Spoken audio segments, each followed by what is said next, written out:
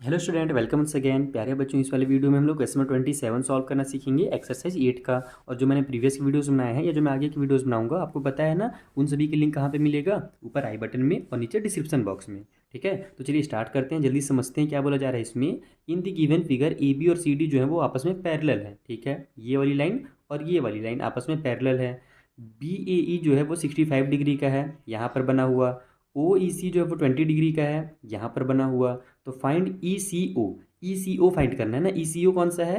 ई C ओ, यानी कि यहाँ पर जो एंगल बन रहा है, आपको इस एंगल के बारे में पता करना है कि ये कितने डिग्री का है। तो यहाँ पर अगर मुझे ये पता करना है, ओहो एक सेकंड, वो ट्रेन को जाने दो, नहीं तो बहुत हल्ला हो जाएगा।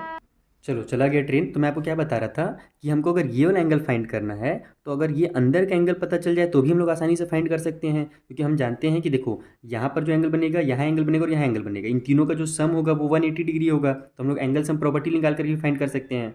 और फिर अगर हम लोग के पास अगर ये वाला एंगल अपने को पता चल जाए तो भी हम लोग फाइंड कर सकते हैं, क्योंकि देखो ये हमारा एक ट्रायंगल है जिसका हमारे पास ये एक्सटीरियर एंगल है। तो ये हमारा एक्सटीरियर एंगल जो होता है वो अपोजिट साइड के दो एंगल के सम के बराबर होता है। तो मान लो अगर एक्सटीरियर एंगल 100 निकल गया तो ये 20 है, तो ये 80 हो जाएगा, क्योंकि इन दोनों का सम ही तो यहाँ पर होता है ना। तो इस तरीके से आप दो मेथड हैं, आप दोनों मेथड में से किसी से भी इसको फाइंड कर सकते हो। आइए मैं आपको कॉपी में से सॉल्व करके बताता हूँ। तो देखो यहाँ पर हमने डायग्राम बना लिया ताकि आपको अच्छे से समझ में आ जाए। सबसे पहले हम क्या करेंगे कि ये वाला एंगल फाइंड करेंगे। इसको फाइंड करने के लिए कुछ नहीं करना है, यहाँ पर अगर 65 है तो ये भी 65 डिग्री ही होगा। आपने क्लास 7 में करस्पॉन्डिंग एंगल के बारे में पढ़ा था ना, क्या होता है मैं आपको समझा देता हूँ। देखो, दो पैरेलल लाइन है, एक ट्रांसवर्सल ने उनको कट किया। जैसे ये मैं ट्रांसवर्सल बना देता हूँ, देखो ये दोनों पैरेलल लाइन थे, इसको ये ट्रांसवर्सल ने कट किया। तो यहाँ पर जो एंगल बनेगा और यहाँ पर जो एंगल बनेगा, एक अंदर का और एक बाहर का, इन दोनों को आपस में करस्पॉन्डिंग एंगल बोला जाता है। ये दोनों आपस में इक्वल होते हैं। अगर यहाँ 50 डिग्री का बनेगा तो ये भी 50 डिग्री का ही बनेगा। उसी टाइप से इधर जो एंगल बनेगा और यहाँ पर जो एंगल बनेगा वो भी आपस में करस्पॉन्डिंग एंगल कहलाता है। उसके बाद यहाँ पर जो एंगल बनेगा और यहाँ पर जो एंगल बनेगा, यानी एक बाहर का और एक अंदर का सेम साइड में, उसको करस्पॉन्डिंग एंगल बोलते हैं। ठीक है, तो देखो ना, ये हमारा दो पैरेलल लाइन था, उसको ट्रांसवर्सल ने कट किया। एक अंदर में यहाँ पर बन रहा है और एक बाहर में बन रहा है सेम साइड पे। तो ये दोनों आपस में क्या है? करस्पॉन्डिंग एंगल है, और करस्पॉन्डिंग एंगल आपस में इक्वल होते हैं। तो इसमें आप पहले तो बता दोगे कि हमारा जो ए बी है वो पैरेलल है सी डी के, और ये वाली जो लाइन है ना ए ई, ये ट्रांसवर्सल का काम कर रहा है। तो यहाँ पर आप लिखोगे and A E is transversal.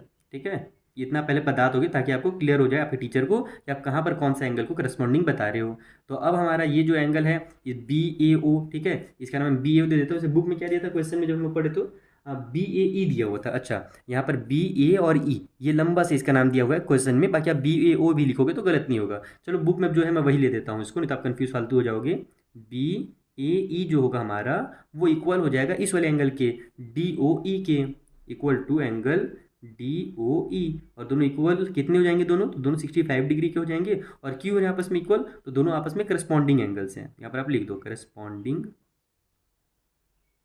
Angles. ठीक है, इतना समझ में आ गया अपने को। ये वाला यहाँ से निकल गया 65 डिग्री।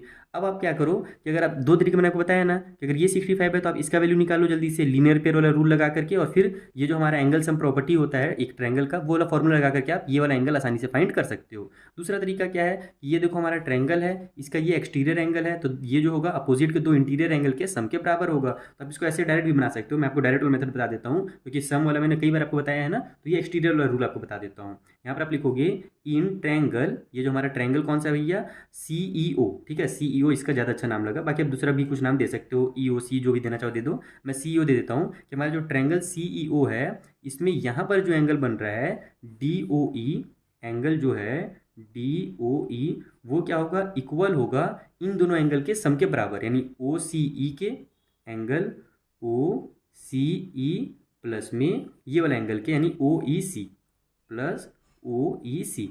क्यों इक्वल होगा? क्योंकि यही हमारा एक्सटीरियर वाला जो रूल है ना, वो फॉर्मूला एक्सटीरियर वाला थियरम है। तो शॉर्टकट में आप यहाँ पर एक्सटीरियर थियरम बस इतना ही लिख देना। ठीक है, ज़्यादा इसको लंबा चौड़ा लिखने की जरूरत नहीं है। बाकी आप लिखना चाहो तो लिख सकते हो कि जो हमारा एक्सटीरियर एंगल होता है वो सम की इक्वल होता है सम ऑफ अपोजिट टू एंगल्स के। ठीक है, तो मैं शॉर्टकट में एक्सटीरियर थियरम लिख दोगे तो भी आपको समझ में आ जाएगा, आपके टीचर को क्लियर हो जाएगा कि बच्चे ने कौन सा रूल लगाया है।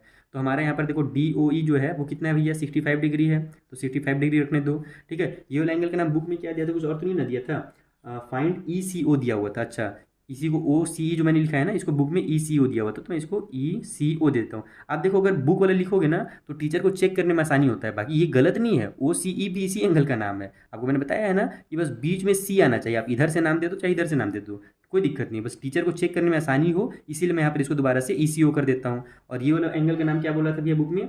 ओ ई सी बोला था, तो ओ ई सी, हाँ इसको तो मैंने सही लिखा है, इसमें कोई दिक्कत नहीं है। ठीक है, तो अब यहाँ पर हम लोग एंगल ई सी ओ लिख देता हूँ मैं, कौन वाला है हमारा, ये वाला। उसके बाद प्लस में ओ ई सी यानी ये वाला, जिसका वैल्यू हमारे पास 20 डिग्री है, अपने को तो इसका वैल्यू निकालना है, तो इसको इधर ट्रांसफर कर दो, तो 65 माइनस में 20 डिग्री हो जाएगा, equal to angle E C ओ। तो बस क्योंकि इधर ये प्लस में था इसीलिए इधर आकर के ये माइनस में हो गया, दोनों को आपस में सब्ट्रैक्ट कर दो तो आपका जाएगा 45 डिग्री। तो 45 degree equal to angle E C O लिखो, या फिर angle E C O equal to 45 degree लिखो, दोनों एक ही होता है, आप आगे पीछे लास्ट में कर सकते हो। तो इस तरीके से आपको क्वेश्चन नंबर 27 को कंप्लीटली सॉल्व करना था। आई होप आपको बहुत अच्छे समझ में आ गया होगा। अगर आपके बेसिक्स क्लियर है, जो क्लास 7 में मैंने आपको पढ़ा रखा है, एक्सटीरियर एंगल थ्योरम क्या होता है, करस्पॉन्डिंग एंगल है ना, alternate interior angle, angle sum property, अगर आपको ये बेसिक सी चीज़ें पता है तो आप किसी भी क्वेश्चन को बहुत आसानी से सॉल्व कर सकते हो। अगर अभी भी आपको इसमें कुछ डाउट हो तो आप मुझसे इंस्टाग्राम के थ्रू पूछ लेना। ठीक है, मिलते हैं हम लोग नेक्स्ट वाले वीडियो में, जहाँ पर जो आगे क्वेश्चन है उनको मैं आपको इसी तरीके से एकदम सिंपल मेथड में समझा दूंगा। Thank you for watching.